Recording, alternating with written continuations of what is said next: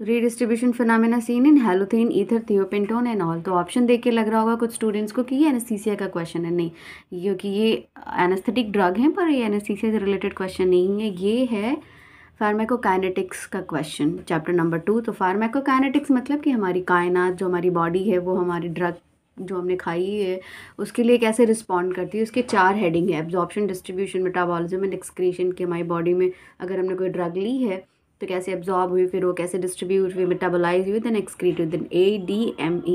ये 4 पॉइंट है। तो जो सेकेंड पॉइंट है डिस्ट्रीब्यूशन, उसी का ये हेडिंग, सब हेडिंग है रीडिस्ट्रीब्यूशन। रीडिस्ट्रीब्यूशन यूजुअली क्या होता है ना कि हमने ड्रग खाई, फिर वो डिस्ट्रीब्यूट हुई, देन वो मेटाबोलाइज हुई। और जो डिस्ट्रीब्यूशन, अब कुछ ड्रग्स होती हैं जो कि लिपिड सॉल्युबल होती हैं, वो डायरेक्टली नहीं डिस्ट्रीब्यूट होती, वो रीडिस्ट्रीब्यूट होती हैं। मतलब वो पहले कहीं जाएंगी, उसके बाद दूसरी जगह जाएंगी जहाँ पे उनकी ज़रूरत है। तो इस तरीके से जो लिपिड सॉल्युबल ड्रग्स हैं उनके लिए रीडिस्ट्रीब्यूशन का फिनोमेना काम आता है, मतलब बॉडी में यूज़ होता है। तो रीडिस्ट्रीब्यूशन में क्या होता है कि जब हमने कोई भी बॉडी में ड्रग हमने खाई, तो वो जहाँ पे ब्लड की परफ्यूजन ज़्यादा, यानी कि ब्लड की वॉस्कुलैरिटी ज़्यादा है, जैसे कि ब्रेन, हार्ट एंड किडनी। अपनी बॉडी में भी इमेजिन करिए, सर पे हाथ रखेंगे, brain, second heart, then kidney. Body को 3 पार्ट में डिवाइड कर लिया। तो यहाँ पे सबसे पहले एब्जॉर्ब होती है। अब यहाँ पे एब्जॉर्ब होने के बाद फिर जाती है दूसरी जगह, यानी कि फैट और मसल्स में, जहाँ जहाँ ज़रूरत है। तो ये डिस्ट्रीब्यूशन, रीडिस्ट्रीब्यूशन हो, यानी कि पहले तो जहाँ पे ब्लड का परफ्यूजन ज़्यादा है, ड्रग वहाँ जाएगी, फिर वहाँ से दूसरी जगह जाएगी जहाँ जहाँ ज़रूरत है, जैसे कि फैट और मसल्स में, फिर वहाँ पे काम करेगी।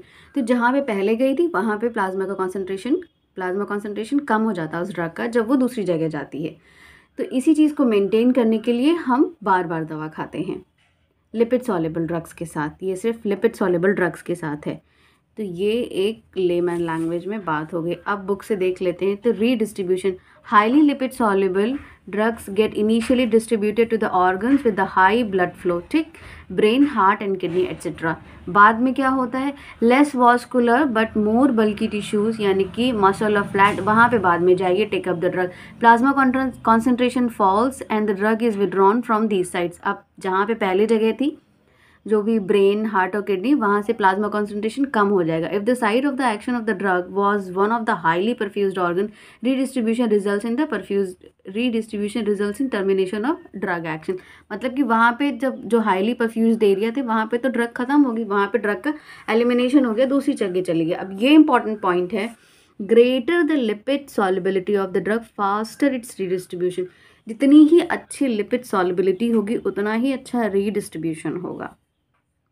आप इसको कई तरीके से पूछ सकते हैं, असर्शन रीजन की तरीके से पूछ सकते हैं, फॉल्स स्टेटमेंट की पूछ सकते हैं, ठीक। Next, anaesthetic drug of the thiopentone injected IV is terminated in a few minutes due to the redistribution, ठीक। अब रीडिस्ट्रीब्यूशन की तरह चला गया तो प्लाज्मा कॉन्सेंट्रेशन कम हो गया, तो मरीज तो उठने लगेगा, इसीलिए बार मेंटेन करने के लिए बार बार दे देते हैं। या कई चीज़ों में नहीं देते हैं, जो लिपिड सॉल्युबल होती हैं उनको लॉन्ग सर्जरीज के लिए नहीं देते हैं। Relatively short 6 to 8 hours hypnotic drug due to the redistribution exerted by the oral diazepam and nitrazepam. 6 से 8 घंटे का अगर काम, जैसे कि मरीज को 6 से 8 घंटे सुलाना है या थोड़ा सा उसको रिलैक्स कराना, तो डायज़ेपाम, नाइट्राज़ेपाम दे देते हैं। Despite of their elimination T-half, उनका T-half जबकि 30 घंटे होता है। However, when the same drug is given repeatedly or by the continuous IV infusion over the long period, the low perfusion, high capacity sites get progressively filled up and drug becomes longer acting। मतलब कि अब अगर इस तरीके की drug है और लेकिन यहीं पे काम करनी, यही ड्रग हमें चाहिए, इसी का यूज़ है किसी भी तरीके से, तो हमें बार बार ये ड्रग लेनी पड़ती है। अगर IV है तो बार बार इंजेक्ट करनी पड़ती है एक लिमिट टाइम ड्यूरेशन पर। तो this is all about redistribution from the book. हाँ, this is all about redistribution from the book. तो इसमें 4 क्वेश्चन बनते हैं। पहला, एक तो इसी स्टेटमेंट से, greater the lipid solubility of the drug faster it's redistribution. Redistribution का मतलब अगर आया है टॉपिक, यानी कि लिपिड सॉल्युबिलिटी होगी, तो लिपिड सॉल्युबिलिटी अगर अच्छी होगी तो रीडिस्ट्रीब्यूशन अच्छा होगा। दूसरी पॉइंट, रीडिस्ट्रीब्यूशन फिनोमेना अगर लग रहा है तो वहाँ पे लिपिड सॉल्युबल ड्रग्स ही काम आएंगी। तीसरा, इसके एग्जाम्पल कौन होते हैं, तो यहाँ पे दिया हुआ है, that is thiopentone, diazepam and nitrazepam. और थियोपेंटोन सोडियम कहाँ चला गया, कहाँ गया, thiopentone, this is thiopentone, nitrazepam and डायजीपाम।